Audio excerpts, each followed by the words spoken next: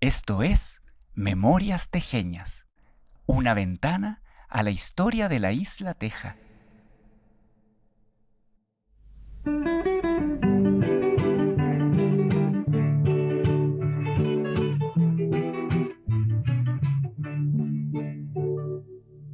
La consolidación de los barrios obreros en la isla Teja, a partir del crecimiento industrial impulsado por los colonos alemanes, determinó el desarrollo de una identidad territorial propia del entonces pequeño pueblo que hoy conocemos como la Teja Antigua.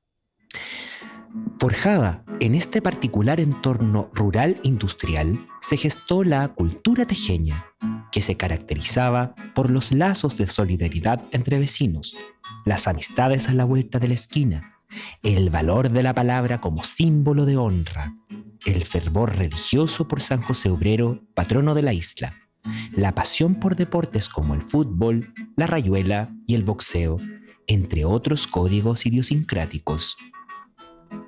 Los tejeños, que fueron parte de ese periodo histórico, conservan entre sus memorias más preciadas aquel episodio fundacional de la isla, en donde la vida, si bien era sacrificada, también era apacible a escala humana y en conexión profunda con la naturaleza. En el proceso de formación de la comunidad tejeña, la iglesia jugó un rol fundamental, ya que fue, por excelencia, un punto de encuentro que convocaba no solo a los feligreses, sino también a niños, adolescentes y jóvenes que en sus dependencias se encontraban para compartir, jugar ping-pong y realizar trabajos voluntarios cuando ocurrían grandes temporales en Valdivia. Es así como nace el Grupo GESIT, Juventud Estudiantil Católica de Isla Teja, espacio mixto que congregaba a la población más joven de la isla. El GESIT es recordado con mucho cariño por los antiguos tejeños, ya que rememora tiempos de una intensa vida comunitaria. Aún se respira en el barrio la figura del padre Ivo Brasseur, que, con su carisma y una bocina en mano, organizaba las inolvidables excursiones hacia Curiñanco. La travesía era movilizada por el padre Ivo, pero quienes comandaban la caravana de adolescentes eran dos jóvenes que lideraban el grupo Scout, Pedro Figueroa y Luis Soto. El periplo no era tarea fácil, ya que antes de la puesta en marcha del Puente Cruces en 1987, Valdivia no tenía conexión a la costa, por lo que se cruzaba el río en bote para luego emprender una larga caminata de 4 horas hasta la hermosa playa de Curiñanco. Atraídos por la música y el canto, Daniel Montiel, de 17 años, Luis Soto, de 12, y Raúl Martínez, de 24, empezaron a desarrollar su pasión musical junto a otros niños y jóvenes que integraban el GESIT, utilizando la Capilla San José como sala de ensayo. El talento de los 3 muchachos fue tomando forma y pronto se convertirían en precursores de hacer música durante las misas, práctica desconocida por esos años en el territorio. El trío se embiste de confianza y en 1969 deciden constituirse como conjunto. La diferencia de edad no fue impedimento para que estos 3 amigos lograran un sonoro fiato humano y musical. El grupo enfrenta su primer gran desafío artístico en el Festival de la Unión de 1971, certamen donde obtienen el 4º lugar. En ese momento también nace el nombre de la banda, que se debe a una tradición muy común por ese entonces, que consistía en que los conjuntos musicales se asignaran el nombre de su localidad de origen. Estaban los de Talca, los de Las Condes, los de Arica, y nosotros, los de la isla. Los de la isla eran amantes de la música latinoamericana, así que su repertorio se enmarcó en ese estilo. Sin pretensiones y con una propuesta musical cada vez más sólida, empezaron a tocar en todas las peñas de Valdivia, siendo las más emblemáticas las de la UTE, la Escuela Número 1 y los sindicatos de la papelera. Así fueron ganando fama y experiencia en los escenarios, llegando a consolidarse con grandes éxitos como los temas orquesta y tristeza del porqué, que eran sus caballitos de batalla en los espacios en los que se presentaban. Festivales en Puerto Montt, las noches de San Juan en Osorno, las peñas folclóricas del Club Alemán. Durante los fines de semana, los de la isla recorrían toda la provincia, llevando su música a La Unión, San José, Paillaco, Los Lagos, Rumén, entre otros tantos pueblos donde cultivaban nuevos y encantados fans. El conjunto solía participar en las peñas folclóricas organizadas por la Universidad Técnica de Valdivia, que habitualmente se realizaban en el subterráneo de la casa Luis Oyarzún.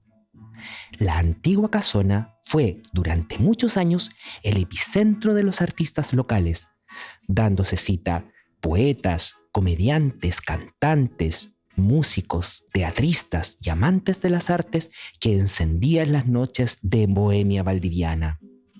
En dichos encuentros se preparaba el clásico vino navegado y algunos comestibles que disfrutaban los cerca de 40 comensales que asistían a cada velada.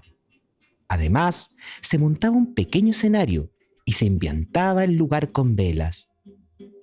A este frenesí de artes, cultura y diversión concurrían personajes connotados de la escena valdiviana, como los músicos Anita Pradenas y José Cebes, integrante de la reconocida banda Inti Illimani, que junto a Rolando Beluzán fueron una fuente de inspiración para la aparición de otros grupos, entre ellos los de la isla.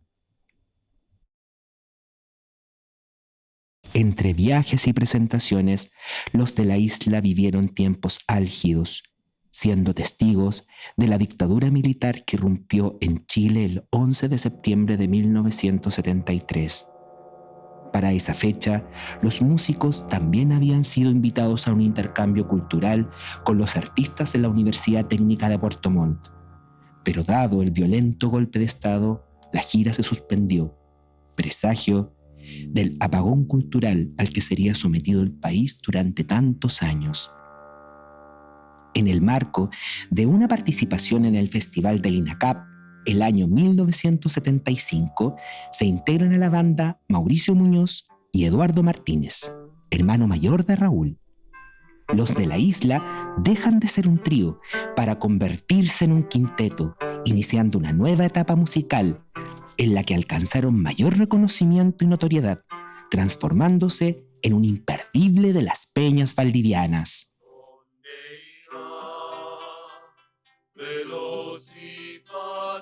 Inicialmente, Eduardo Martínez asume como director de la banda, gestionando los escenarios en los que el grupo se presentaba. Posteriormente, sería Mauricio Muñoz el que toma este rol. En el ámbito musical, el liderazgo recaía en Luis Soto, pero los arreglos vocales eran una creación colectiva en donde participaban todos los miembros del quinteto. Con el paso de los años, Lucho se retira del grupo. Asume en su lugar Lucio Sangüesa, quien tenía una larga trayectoria de triunfos en distintos festivales de la zona. Los de la isla nunca tuvieron los recursos económicos ni el apoyo técnico para grabar un disco, pero el entonces director del Instituto Alemán, Jürgen Schaffer, uno de sus admiradores más acérrimos, organizó una peña en el colegio para recaudar los fondos necesarios para la grabación de un cassette, gracias al cual hoy podemos escuchar el conjunto de 5 voces de esos tiempos. En paralelo al mundo de la música, los de la isla tenían sus trabajos y familias, por lo que la posibilidad de moverse a festivales o el solo pensar en ir a grabar a Santiago les resultaba imposible.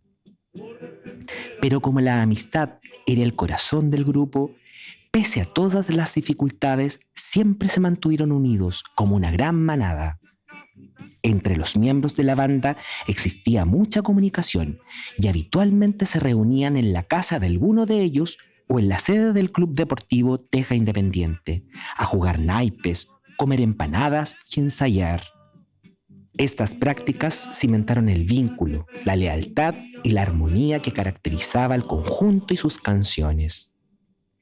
Después de múltiples devenires y tras la partida de Eduardo a vivir al norte, la actividad pública del conjunto se detiene en 1997.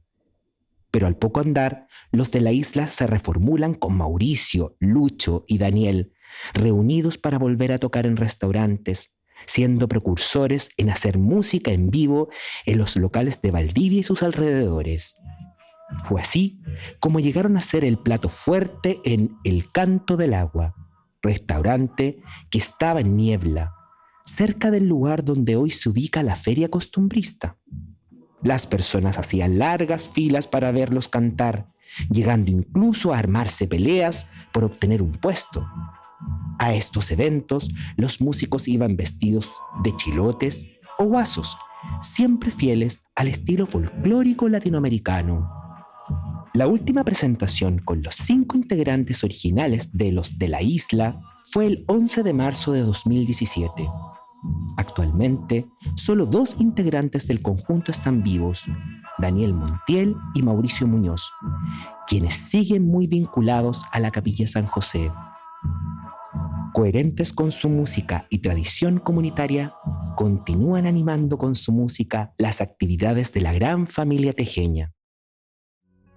Cuentan que al cantar llegan a escuchar el coro de voces de esos compañeros que ya no están y que siguen presentes en sus canciones.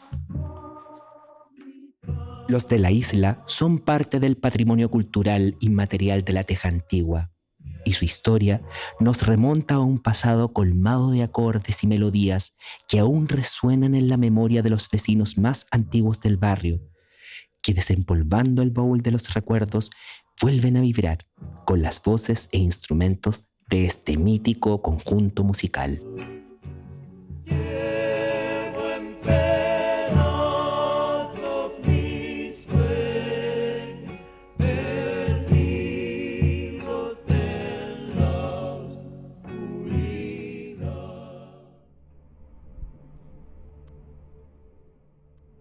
Guión y dirección creativa, Cristóbal McIntosh y Eduardo Galás. Registro y edición sonora, de Espacio en Construcción. Diseño sonoro y música incidental, Andrés Yáñez. Diseño gráfico, de Vicente Espinosa. Voz, de José Manuel Manríquez. Agradecimientos a Mauricio Muñoz y Daniel Montiel. Este proyecto es financiado por el Fondar Regional Convocatoria 2021.